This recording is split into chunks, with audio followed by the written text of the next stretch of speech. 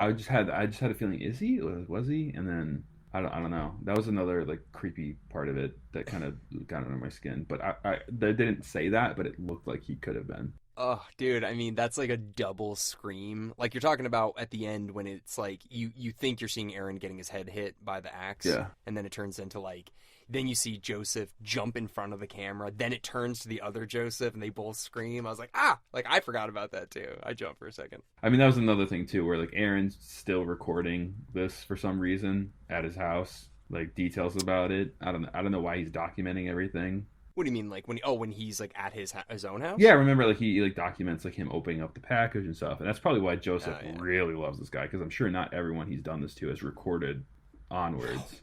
So No, do you ever think like when something creepy's happening, like I'm gonna take out my phone and record this now? Like, no, that's never your first thought usually. yeah, yeah, So I mean, it's a found footage movie though. They have to do that, you know. definitely. And Aaron did a lot of things wrong right off the bat. First of all, just being poor. Like, just don't be poor, Aaron. Like, Oh, don't be there you poor. No, I'm joking. Well, it's funny though because he mentions like his girlfriend broke up with him or whatever. Like he had his heart broken recently, and now he's not doing well financially. So you're just like, damn, dude, Joseph, like you're a real piece of shit, man. Like you're going after a guy that like clearly is not doing well, and you're like, well, I'm gonna kill him. You know, I'm gonna manipulate him and kill him. Also, I mean, he you know he pisses his pants with that story. I mean, I kind of laughed. I laughed 2 times, and I shouldn't have laughed because it was kind of scary. But the time when he's blocking the door as the peach fuzz, I did do a chuckle. I don't know if you laughed at that at all. It looked funny to me. I'm just standing there. I mean, Like, what would you do? Like, I was just like, what would I do? I would fucking run right through Mark Duplass. I'm sorry, dude. Like, you would get yeah. your fucking shit pushed in. Like, I would run right through you. I wouldn't get my car because you stole my keys. So I would Yeah. boogie out of there so fast, you wouldn't get me. And I can run pretty far. Well, that's the thing. There's 2 parts of the movie where I kind of like roll my eyes at a little bit. So I want to know what happens after that wolf thing. So he just stops recording. He then runs down the street. He figures out how to get a tow to come get the car. Like all of that, he stopped filming that? Like why? So I'm like, the movie's only an hour and 17 minutes. Like it'd be kind of interesting to see like him running down the hill at night or whatever and then calling a tow truck or something like that. Could have been interesting. Another thing that I was just like, why didn't they film that? Is when they're in the woods and they're like, hey, do you remember how we get back? And he's like, no, I have no idea. And then the next scene, they're just like back, and I'm like, whoa. That could have been a Blair Witch problem. That could have I mean, that's the thing about this movie. They probably had all these ideas and they just kind of, trailed them together. But like he says, like, I don't know how to get back. But then he's like, I know a pancake place. It's like, well, do you know how to get back to the pancake place? That's kind of what I was asking myself too. Yeah, because that's the thing. I mean, like they don't need to do a whole Blair Witch thing, but they could have done another scene where like they're lost at night or something like that, and then they have another weird conversation or something like that, and then they finally get home. You know what I thought was going to happen when I was watching it? Because he runs off and then he scares him. I thought there was going to be a cliff there where he thought he jumped off a cliff or something and was like freaking out for a second, and then he scared him, but that didn't happen. That's what I thought was going to happen. I also thought when he went to lean over to videotape the heart rock that Joseph was gonna mess with him and like kind of pretend to push him or something, and like say, I'm kidding, come on, that's funny. Like they're building trust, almost messed up trust, but yeah. Yeah, I mean, it's weird because I don't really even, when I think of found footage movies, I never think of this one. It doesn't really remind me of a found footage movie, maybe because we really do intimately get to know the person behind the camera too. So maybe that's why. Where I always feel like the person behind the camera we don't really know that well. I don't know. What's great too is this must have been the most budget friendly movie, like more than Blair Witch, like, right? Like, well, yeah, maybe, because there's literally only 3 people in the entire movie and only 2 people on camera. That and the, like, what do you got to pay for? You got to pay for a stuffed animal wolf, a wolf mask, and then the axe scene at the end, which was probably just some really good quick cut trick where they cut real quick to like that doll. That's what I was thinking. I was like, how did they get that? And then it was so perfect. It was so perfect. Yeah, they probably just had like one frame where they switched them out, and then they were able. I kind of want to watch that again, but like honestly, there's not much. It's in the woods, They're at a pancake place. I mean, they probably had to pay the pancake place. No, think about it, dude. They literally probably were just like, hey, let's just take out our phones. Filming in it, yeah. I think this was filmed on a phone, dude. I think. So like they could have literally just had a camera out at the restaurant. I mean, whatever. That's amazing. It's supposed to be real, so it's like You know? I love it. Love it. Dude, I've always, I mean, dude, honestly, he reminds me of that Postman thing we made a little bit too. Remember that? Yeah. It wasn't found footage, but it was similar where there was a guy who was obsessed with somebody and went after them, and it had that like craziness to it. But I know that was just a fun film that we made, but it reminded me of like you can do movies, you can film stuff, and it doesn't have to cost a lot. It just takes passion and a little. And horror is always the best way to start off in film. I always thought that it's the cheapest way. That's always been my philosophy. Like if you want to get into film, get into horror. Just do a horror movie. Think of it. Think of it because Paranormal Activity is a huge one. Blair Witch is a huge one, and it just took off from there. $1 billion franchises too. Well, also the other thing is horror translates to all cultures. You know, like everybody's afraid of ghosts or whatever, or zombies. Like it doesn't. You don't really need to be from a certain place to be afraid of stuff like that, or murder. You know, like that. Like Saw is scary in Japan and Uganda and wherever. It's scary everywhere. But comedy is like you're either going to get this or you're not. And even if it's an American comedy for an American audience, even most Americans are probably not going to find it funny. So I think, horror is like the best and the cheapest probably way to go. Yeah. And this movie's a perfect example of that. Yeah. And I loved it. I did want to say, just about like our short film that we made almost 10 years ago now. Yeah, me, you, and Dom and Kara Harvey, we all filmed this like short little... It was called The Postman, and it's about like a mailman who like has access to your mail, knows your routines. Like that's what we thought was scary. It was like it's not just some guy; it's some guy that knows you, knows your neighborhood, knows where your husband works, knows what bills you get. Your social security number, possibly. Like, I mean, yeah, he could steal anything he wants. So we thought that would be a scary idea. I think the problem was it was poorly cast. I should not have been the murderer. Yeah, I wish we could go back and I was the creepy guy. I really look back at it, I was like, oh man, I just felt like, I don't know why I did that. Like, that was like my film though. Like, I wanted to do that for like a school project. And I honestly got like a lot. I used that project like for like 2 different grades and I did very well. Huh.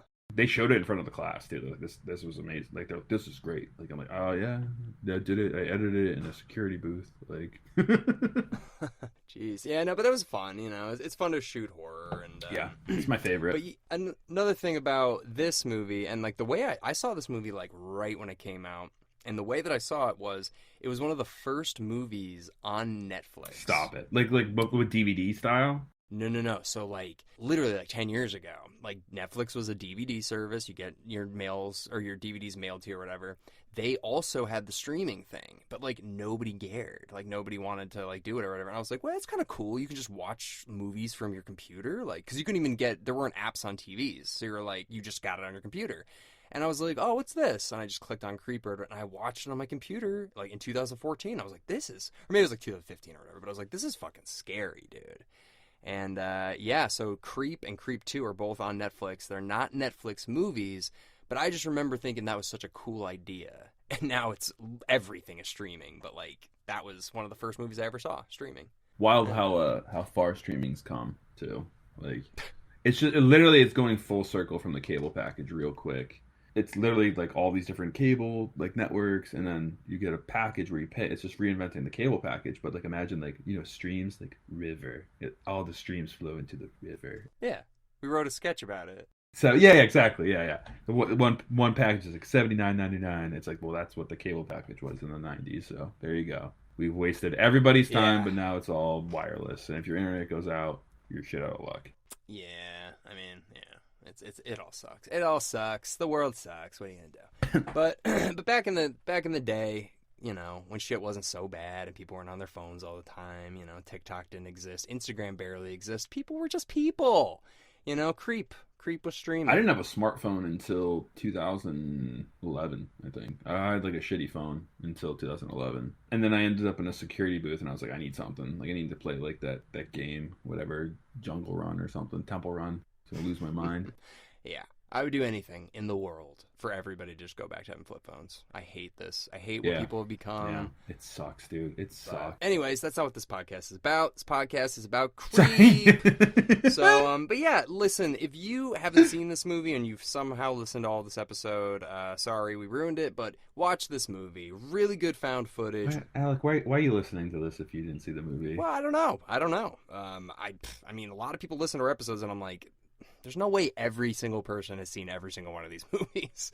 So, anyways, I don't know. I mean, dude, like, there's plenty of YouTube horror stuff that I watch, and even if I haven't seen the movie, because I'm like, I just like what these guys talk about, or I like this person's rendition of it, or maybe it'll make me want to go see the movie. I don't know. But yeah, this is a really very creative movie. 2014 is when it came out, or whatever, and I don't know. It doesn't really bring you back to that time, but it's a good movie. It's a good movie. It feels like more like 2010. Yeah. But yeah. Yeah.